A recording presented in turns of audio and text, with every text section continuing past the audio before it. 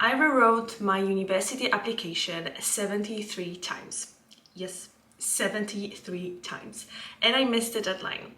While I could have started my PhD degree 2 years ago, I spent 2 years paralyzed, waiting until my application is going to be perfect.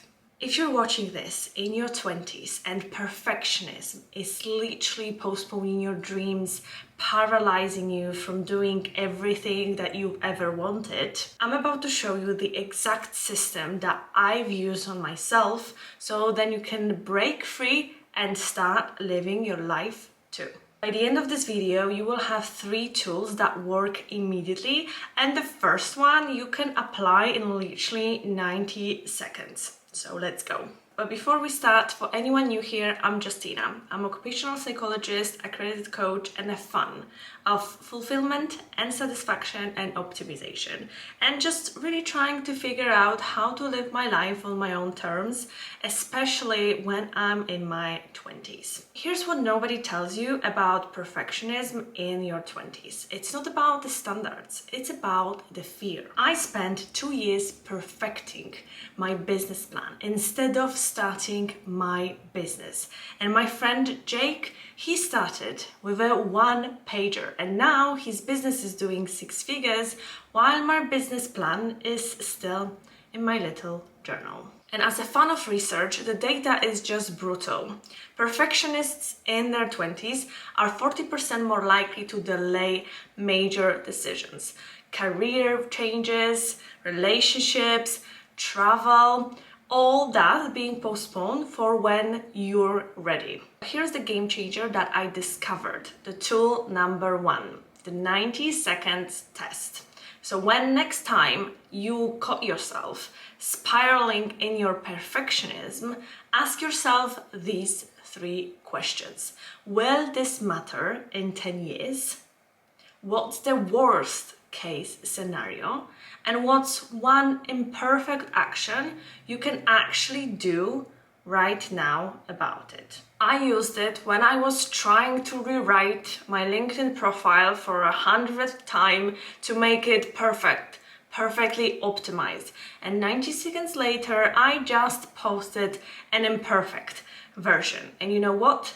That got me 3 job interviews that week, where my perfect version got me 0, and it was still in the drafts because I was still perfecting it. But this only works if you understand the real reason why you're perfectionist. Most advice tells you lower your standards, and that's just bullshit. The real issue is that you're not optimizing it for growth. You're optimizing your approach for 0 criticism, and that's impossible.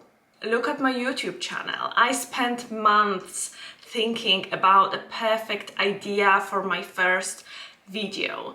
And you know what happened? My first video got like literally 4 views. And majority of them was my family. My mom, my sister, my fiance, and some random person that just clicked and unclicked. And all that perfection was just wasted. And my friend Joy, she posted a video with an iPhone quality and she went viral because she was not focused on impressing others. She was focused on helping others by sharing her story. Tool number 2 is the good enough threshold. For every project, before you start working on it, define what good enough would be. What would be the lowest standard that still provides the value? How long will you spend before forcing a launch? How will you measure if it worked? For example, when I was writing my resume, good enough was no typos, relevant experience, and the resume sent within the week. And that CV got me my true dream job. And the perfect resume would get me nothing because it would never got sent. But there is one more tool, and this one prevents your perfectionism starting in the first place. Tool number 3 is the iteration mindset. Instead of trying to create the perfect final version of something, commit to creating a first draft.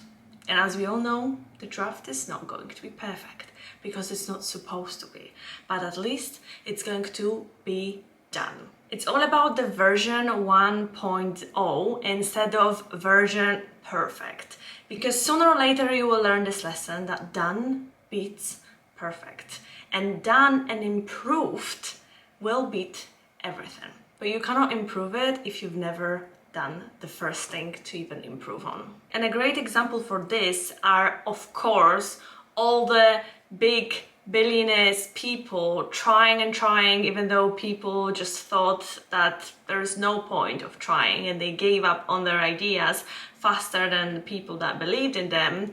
But the great example is also my friend Sarah, that she started her business, she started hosting her webinars, and at the beginning nobody, like literally nobody, showed up for her webinars. But instead of quitting, she persisted.